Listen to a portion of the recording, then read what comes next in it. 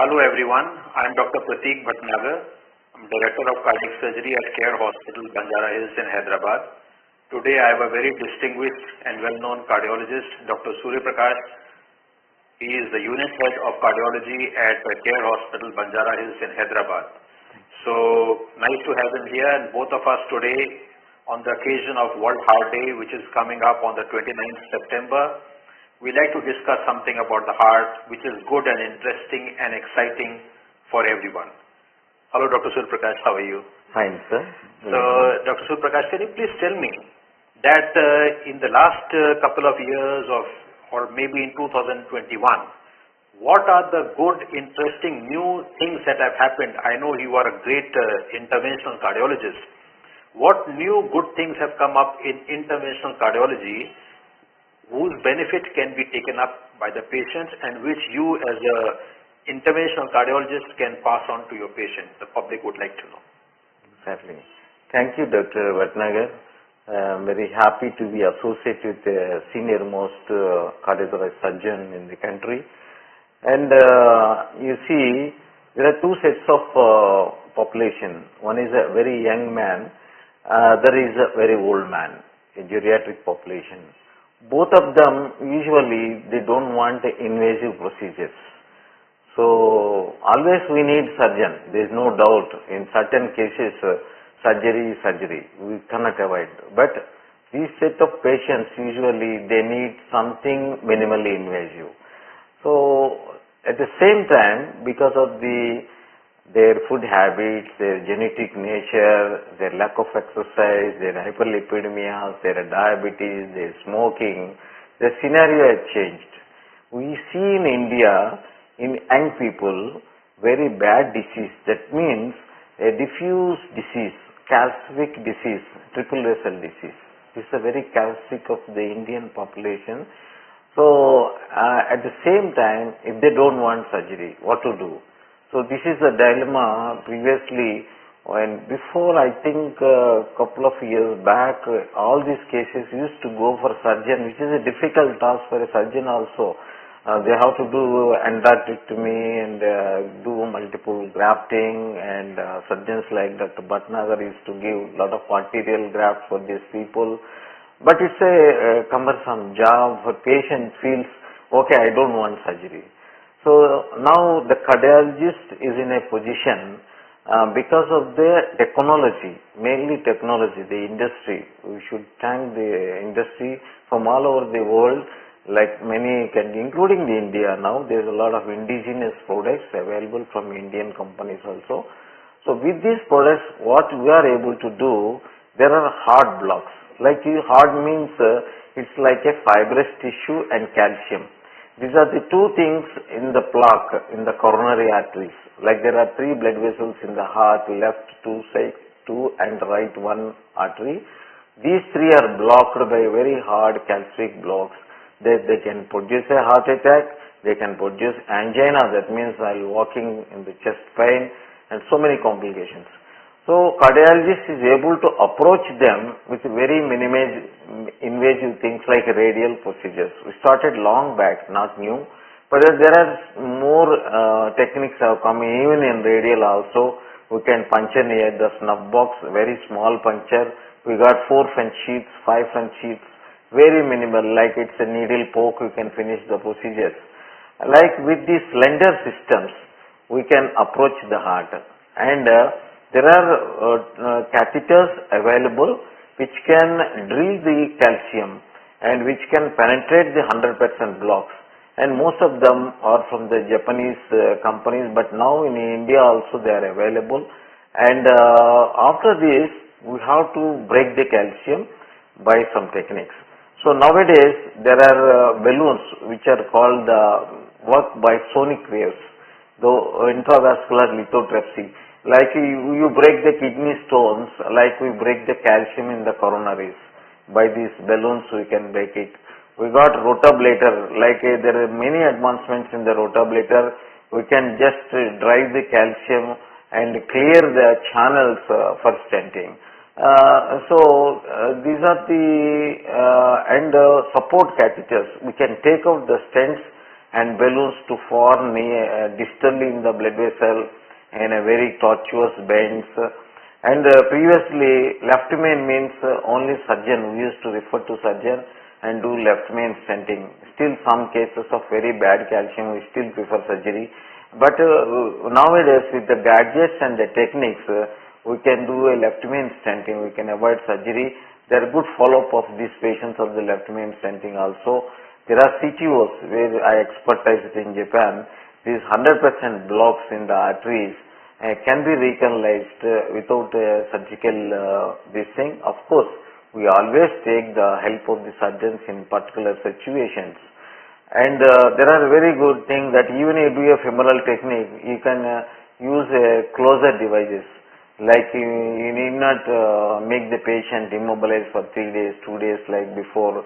You can make him walk even if you do a femoral procedure. If you do a radial procedure, 24 hours to 48 hours you can discharge this patient. So there are very important things happened in cardiology by the imaging techniques. The imaging is by two things. One is a intravascular ultrasound, IVUS catheter. There are very low profile cameras have come, and the OCT, optical coherence tomography. This gives beautiful pictures of inside the coronary artery. Like the 3 millimeter artery, you can visualize the plaque, you can see the cells, you can see the layers, the calcium. So why all these are important? Because we are doing just by angiogram, we may commit a mistake. By going inside and seeing like endoscope, you see and stratify whether what size of the balloon you should use, what type of strategy to break the calcium, what size of the stent you can use, and what type of stent you should use, how to expand the stent to correct size. So all these things are important in the outcomes. So this imaging is very, actually I say amazing. Imaging is amazing. And then a very important thing is, sometimes I say this needs a grafting or a stenting, that Bhatnagar may differ, this doesn't need. So we have to have a scientific opinion. We got now physiological imaging. So we do what is called FFR and IFR techniques. By this there is a transducer on the small wire, very small thin fiber wires. So this gives the impression that this patient we can avoid surgery, we can avoid stenting. This is also very important for the patient. These are the very new tools which have come up, and the drugs also. Very important thing is the drugs. Once you do stenting, patient should not have clotting. So previously many drugs are there, but nowadays there are drugs like ticagrelor, and there is a prasugrel. These are the statins, rosuvastatins, high dose. Many drugs, lipid lowering agents, newer agents to clear the low density lipids, LDL. These have come up in the market, which help for better long-term outcomes. Very good stents, everolimus stents, very low profile, and small stud stents have come. Stents which are absorbable have come, and so all these techniques have made cardiology more fascinating, and for the patients very comfortable, and patients should utilize these facilities. Of course, a very bad disease where we cannot help, always our friend surgeons are there. Thank you. Yeah. Dr. Bhatnagar, I've seen many patients, very sick patients we handle together many times, where I'm not in a position to help the patient. I used to give the grafting, arterial grafting in a very critical situations also. What is this technique and how you are able to do this? Yeah. So first of all, it was great listening to Dr. Surya, and it's always good to have such an esteemed and experienced cardiologist working in the same team together. So we are very happy to have a senior and a fantastic cardiologist like Dr. Surya to be working with us. Now, as Dr. Surya has asked this question, now you know what, in 1970s, the treatment of invasive coronary artery disease was only bypass surgery. In the 1980s, plain balloon angioplasty started coming in. And the surgeons continued to do, most of the surgeons continued to do the same operation that they were doing in 1975, that is open heart surgery and leg veins. In 1990s, stenting came in, but a lot of surgeons continued to do open heart surgery and leg veins.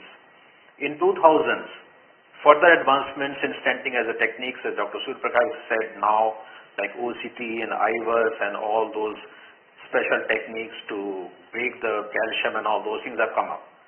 So are the surgeons supposed to do same open heart surgery and vein graft still, which they were doing in 1975, 40 years back? So that is the question. So there has been a lot of advancement in cardiology from zero to where we are today, from in 1970s to 2021. Similarly, if surgeons, we stick to the same procedure of open heart surgery and leg veins which we were doing in 1970s even today, then our patients won't get that much of a benefit as they should get. So in cardiac surgery also, a lot of advancements have been come up. Unfortunately, a lot of patients are not getting those advancements and advantages, and therefore they are not really benefiting from them. So in 1990s, in cardiac surgery, beating heart surgery started. And beating heart surgery was a big revolution. And I started doing beating heart surgery in 1998. The advantage of beating heart surgery is, if you compare open heart surgery with beating heart surgery, in open heart surgery, a beating heart is stopped. So for that, what we have to do is, we have to cut the heart at two places, in the aorta and in the right atrium. And we have to cut the heart and put two plastic tubes inside the heart. And then the tubes are connected to a machine called heart-lung machine. So the entire blood from the heart and body is drained out into the machine, and the machine then pumps it back into the aorta. And then the heart is stopped and the bypass surgery is done. Now this is a good method, and in fact, when cardiac surgery first started, this was the only method by which heart surgery could be done and bypass surgery could be done. But as you know, as the time passes, you want to improve in each and every technique that you have. Just like we had a black and white TV, then we had a color TV, then we have LED TV, plasma, and so on and so forth. Similarly, open heart surgery which had a risk of about 5%, which was supposed to be good enough in earlier times because there was no other option. Now this 5% risk became too high in today's date. Why? Because in open heart surgery, you have to cut the aorta, therefore that can cause stroke. You clamp the aorta, that can cause stroke. The blood runs through the plastic tubing, that can cause damage to the blood platelets, and then that can be bleeding. And then the blood is going out, that can cause some infection. Then the heart-lung machine pumps blood in a non-pulsatile manner, and the brain, lungs, liver, kidney, all the vital organs of the body are used to pulsatile flow, a systolic and a diastolic component. With the heart-lung machine, it becomes a static single-line fixed pressure, and therefore you keep the patient on heart-lung machine for 2, 3, 4 hours. Then there can be small changes in the brain, kidneys, lungs, liver, heart itself. So to take care of all these problems, the technique of beating heart surgery came up. In beating heart surgery, heart stays inside, it's not brought out.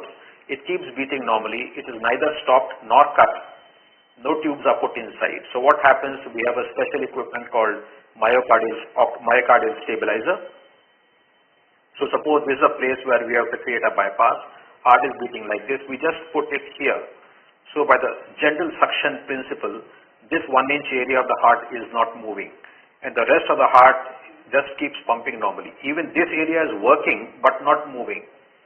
And even when we are doing a bypass easily, now the blood is still flowing in the coronary artery, as against open heart surgery where the blood is not flowing in the coronary artery. So there is ischemia produced at the time of open heart surgery. But in beating heart surgery, we put intracoronary, shunts at the time when we are doing a bypass. So even when bypass surgery is being done in a particular artery, blood is still flowing, so there is no ischemia. So beating heart surgery totally revolutionized bypass surgery. But the problem is that you have to have a learning curve to learn beating heart surgery. So some surgeons have taken up in a big way, and others may not be that comfortable doing this procedure. So, but this procedure has really made a huge difference, and the risk, which was 5% in open heart surgery, has been brought down to less than 1% with beating heart surgery. And as Dr. Surya said, very high risk patients, complicated patients, patients who are having low blood pressure, patients who are having kidney issues, or patients who are having very lower ejection fraction, heart pumping is very, very